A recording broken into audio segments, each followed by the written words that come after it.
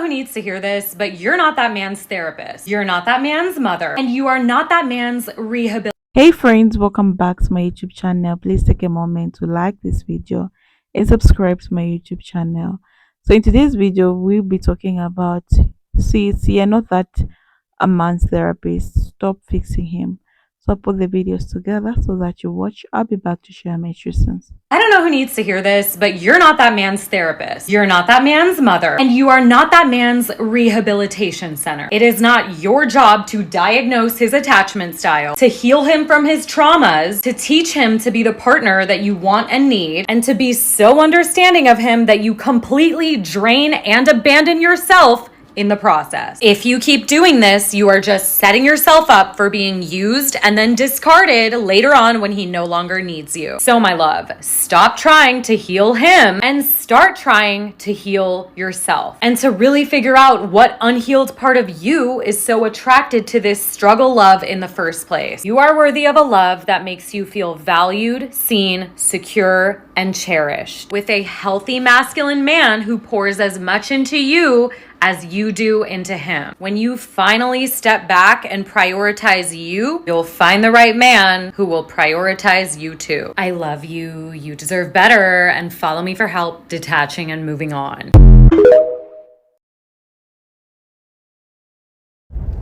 Sis, you are not his therapist.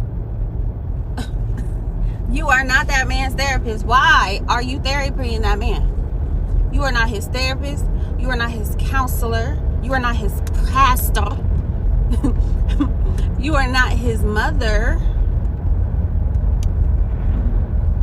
You are not his caretaker. Why are you holding yourself hostage? Why are you doing the job? Why are you on the job? Why are you on the job, baby? He's supposed to come already healed. That man is supposed to come healed. Why are you taking on the responsibility of healing that man? Why? And then you wonder why you've been doing it for so long and you don't want to let it go, because now you thinking that, oh, this all the time you done spent therapying this man, now somebody else is going to reap the benefits, because as soon as you let him go, he's just going to sprout. No, sis. That man is not his mama. Y'all didn't listen to K. Michelle when she said, you can't raise a man. He already grown. What you gonna do? Y'all. Baby, that was his mama's job.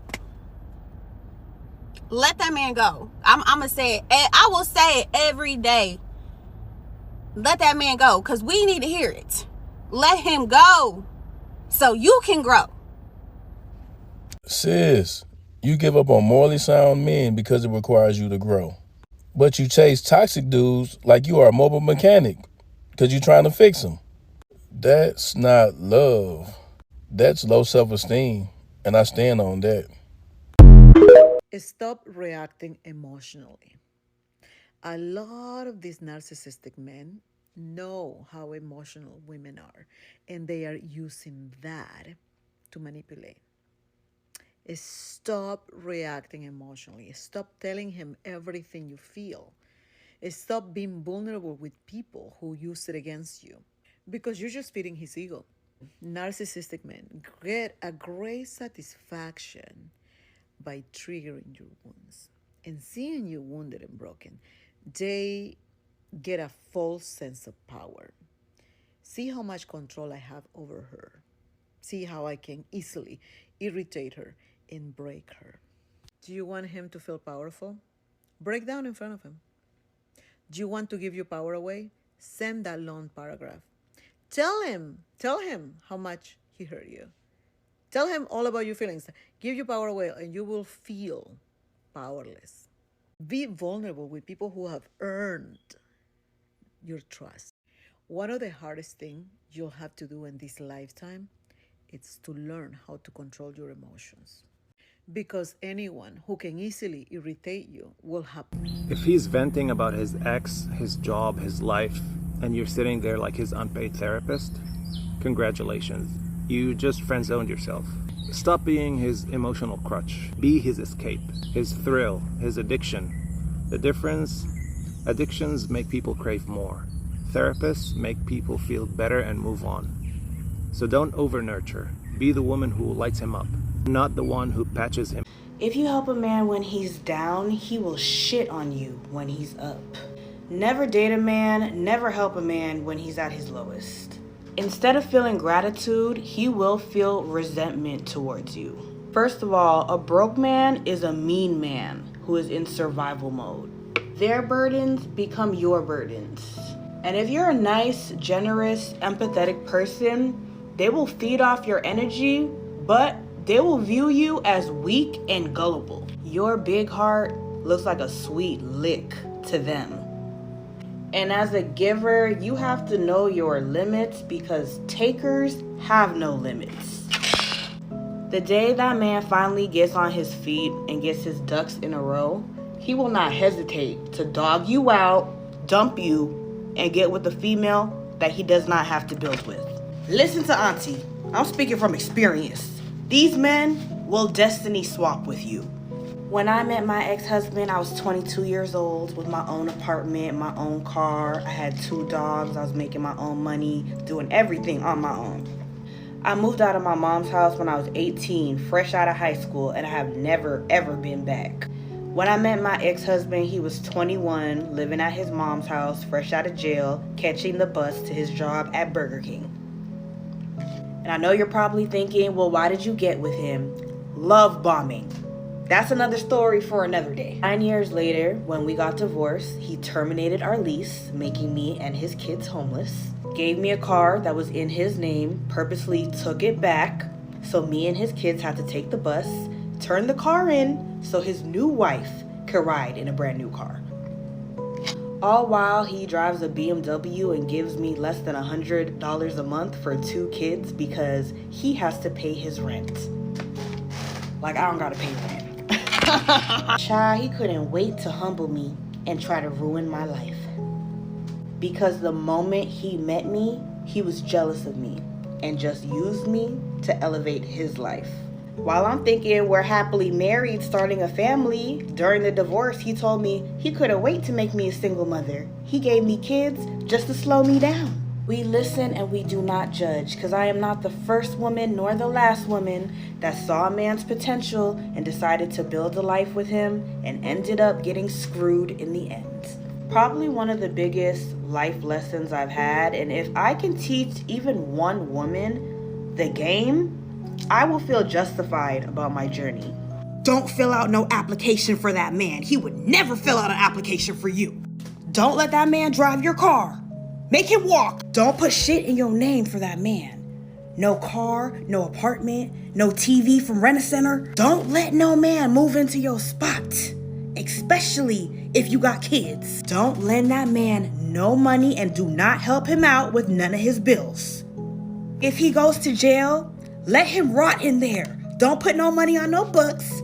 Don't bring your pretty ass up to the jailhouse for no visitation and no jail calls. Stop cooking for your situationship. Broke men don't deserve no pussy. And the number 1 rule, don't get pregnant.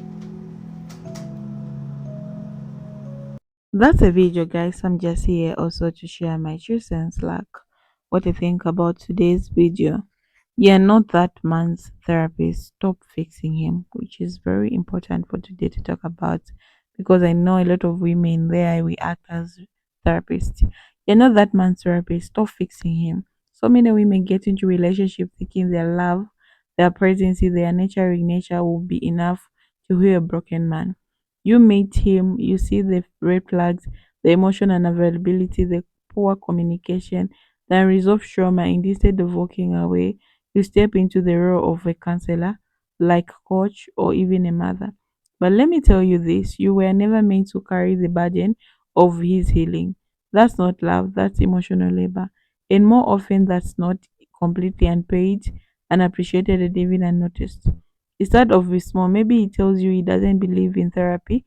Maybe he opens up about a traumatic childhood, a bad breakup, or how no one's ever truly understood him. You start thinking, I can be the one to change that. I can be the one to love him through it. You start overgiving emotionally, mentally, sometimes financially, hoping your loyalty will inspire him to be better. You take on his moods, his outbursts, his emotional baggage. You start managing his emotions, regulating his triggers, and walking on eggshells to keep the peace. And before you know it, you stop being his partner and have become his emotional crunch. But sis, let's be honest. Fixing a man who refuses to fix himself is a way street to burnout and resentment. You will take and take a woo, keep pouring from a cup that's running empty. You convince yourself that if you just stay a little longer, love a little harder, give a little more, he will wake up and see your value. But here's the truth: a man who is not doing the inner work himself will never fully value your efforts. He might enjoy the comfort of your healing energy, but that doesn't mean he will transform. And more importantly, it doesn't mean he will choose you when you finally related. You're not his project, you're not a rehabilitation center, you're not a replacement for therapy, and your love should not be a band aid for his inner wounds. A grown up healing is his responsibility. He has to want to become better for himself, not because you're pushing or guiding him.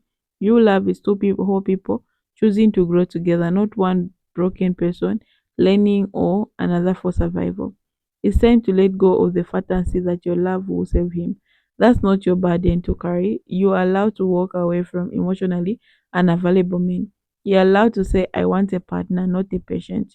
You're allowed to require a man who's self aware, emotionally mature, and actively working on himself, not someone who dumps his pain on you and calls it missing.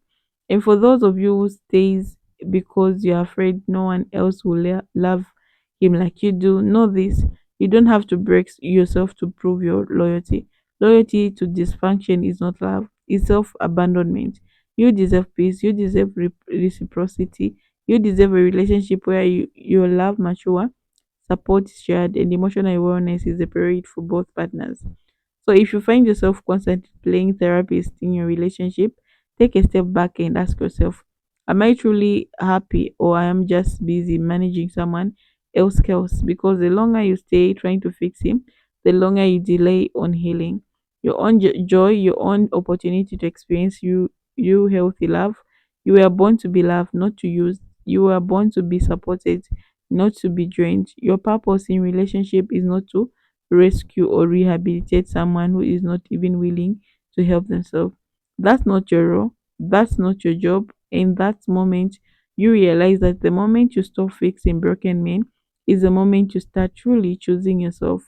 And since choosing yourself is never selfish, it's survival, it's freedom, it's a beginning of real love, the kind that doesn't cost you peace. Okay, so let me tell you one thing. Most of the times, as we forget ourselves, okay, we usually forget ourselves as women. We just want to be nurturing men, and we want to please them and all that. But if you're having a partner, all I know in a relationship is that you need to give both ways the same energy. Like, you have to, you can't keep on pouring on one cup like every time. It needs to be both ways. He's pouring, you're also pouring for it to work. And for a relationship to work really, you have to have good communication in that house. You need to communicate, okay? You need to be there for each other. You need to make plans together for the future. You need to talk about a lot of things. And one thing I want to talk about at this moment is that when you're choosing a partner as a lady, be very careful the type of man you're taking. Okay, so if you meet someone and they already told you they have these traumas, let them go to the therapist, try to fix that. You're not his therapist for you to be fixing all these things. Okay, you're there to be a partner. Okay, to be there for him, yes, to an extent, but you don't have to keep all his things onto you so that you start babysitting him. Okay, stop babysitting grown up men, because the moment you realize you also be drained with it. Okay, so you have to be very careful with these people, because some people, like, there's a situation which I just heard from someone. Someone was just telling me how her man was not is not like appreciating everything she's doing. You get my point? Like he even goes like, I see nothing you're doing, there's no effort, there's no what. But this is a person who does everything, and this is because you are broken, man. You just have to fix yourself. Okay, someone is doing something, and why you not appreciating? You're already saying that no, and you're not doing anything. I don't even need you. But 2 minutes, you're even failing to block. This person is even failing to block this girl. Like you just block and unblock. Okay. Oh my god. So my friend was telling me, you know what, the bar is too low. The bar was so low that I could allow someone to block and then block me and start talking. He comes back, and this just shows that this person is just talking to other people.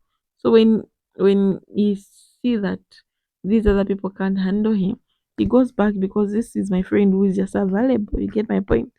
But people shouldn't take advantage of someone because people love you, so you should take advantage of you. It's not fair at all. But anyway, ladies, you need to be open in your eyes, which is very important. Don't let people use you. Don't let people treat you like you're nothing, because if they want to be in your life, they should learn to be there and have their own boundaries. So thank you so much for watching. I'll see you in my next episode. Bye.